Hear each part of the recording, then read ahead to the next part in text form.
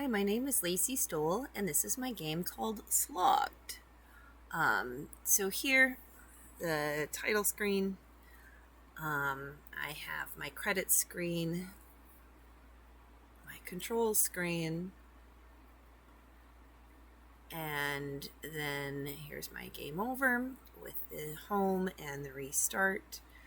You win with a home, and here's my level. So it looks like this with the shade, darkness, the little torch lights. The player also has a flashlight effect, the green glow with the dungeon. So here I intentionally started this out as a like a dungeon RPG, and where I would have the player go from this room over into this room into this dungeon and get locked in. But the more I added into the game, the more things decided to stop working for me. So instead, I just cut it to this dungeon here, to this room here. Same aspect here. I've got 10-second countdown. I've got a heads up display, home right away screen, and coin count. So what I did differently this time here, I tried something new. I tried to do local storage and dictionaries to save data, to cut down on all the information. So as some like I said, some things worked, some things didn't. So I had to add things in to make them work if they didn't. Transitions, like my doors. My doors was something that initially worked. It started to work, and then after I added some things in, it got a little glitchy, so I just cut it out. Heads up display. My GUI, my mouse clicking. I separated event sheets even more this time. I separated with the base game, the player, enemies, and other effects. So here with the player, we're starting pinning the animation to the box, changing the default movement to include the W, A, S, and D.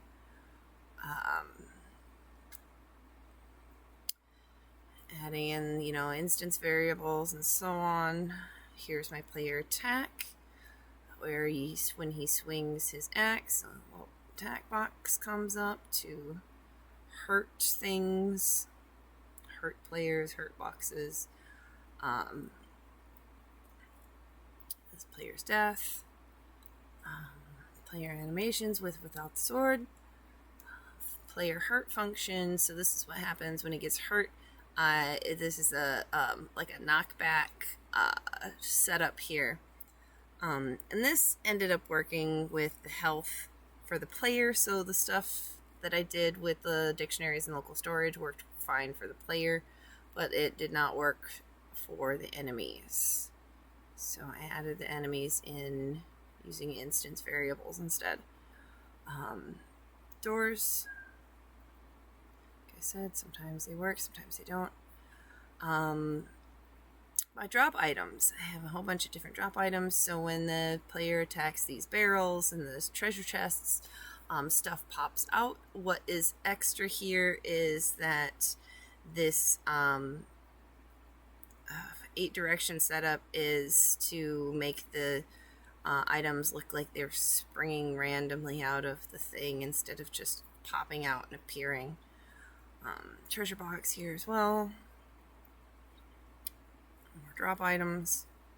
In my enemies section, some things worked, some things didn't, so I just deactivated or deleted some things and went with others. Some things like this guy isn't even in the game anymore, but his information is still in here. I have the enemies chasing the player. They find him and they look for him and so on, and if they don't find him, they go back and find the place, an original location that they were to find. just to move them around on the board. I use the animation pins here, just like the player. Here's the angles. This worked fine too. And I had done this before. It's setting the angle of the enemies so they don't look like they're spinning around upside down. Enemy hurt. I added the knockback in here too. Knockback, if I didn't say just a moment ago, knockback, it pushes the player back. They flash a little bit. It shows that they've been hurt. So here also with when the enemies die, they get respawned into, or they don't get respawned, but stuff comes out of them. So coins and clocks and health come out of them. They spring out of him just like they do out of the boxes and stuff. Enemy UID flashing, that worked okay. The animation's working fine. The drop items didn't work, so that's why I added in separate instances to spawn. I don't know if it was because it was spawning using a different system function versus the enemy or the sprite function. Here I added in this boss. So the boss is interesting. He's also pinned to the player here. And when you hit the boss, it shakes the screen. And yeah, so it shakes the screen. The boss has a significant higher amount of hit points to destroy, and I have it set up for every 2 seconds he will spit out it looks like a slimy egg, but if the player makes contact with it, it get hurt. And when the enemy dies, the gateway is opened. So the gateway, let's just see, behind this door here is a locked gate, right? So when that gate, when the boss dies, the gate will open. So in our effects, I've got my heads up display in here. I've got decoration, moving decoration. The flies are moving around. So this drop items, it worked okay for the boxes and the barrels, but it was set to this random state, and with it being as random as they were, sometimes stuff was not popping out after the barrel was broken, and that's not what I wanted. I wanted to make sure something came out, so that's why I added it in as instance variables. So here, same thing. This here is a different thing.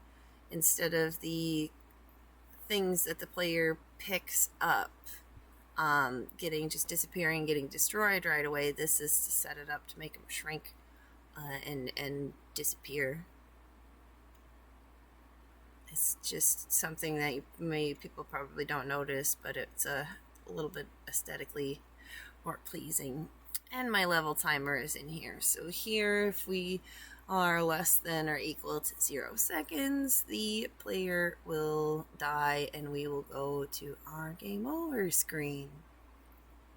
So let's take a look here and see how this game plays. Alright, here we are. Controls. Use WASD or arrow keys to move. Use left click to attack. Credits. Here is the information from where all the credits go to. And we can play this. So here I'll just take the countdown Run away, run away, run away. So when we count down, we go to game over. We can go home, or we can restart. We can restart. We can go right home from here. Start to play again. So here.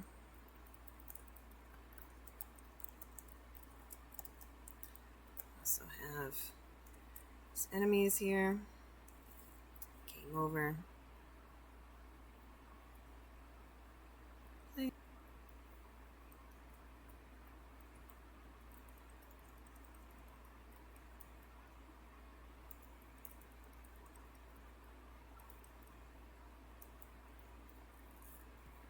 Game over. It's time. I can run over. Show you what this door looks like. Come over here. It'll open. There's a lock there. Ran out of time.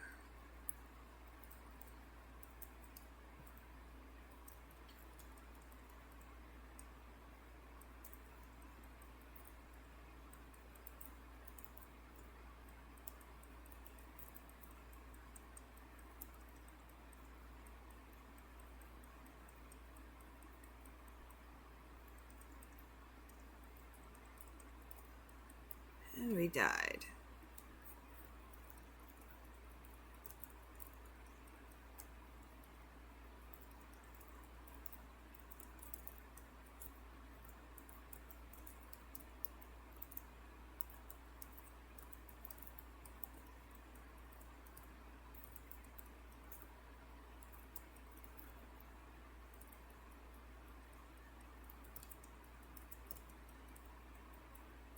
Alright, so when we kill the, see, these guys will hurt you. We kill that boss, we can now go out the door and win. Alright, thanks for taking a look at my game.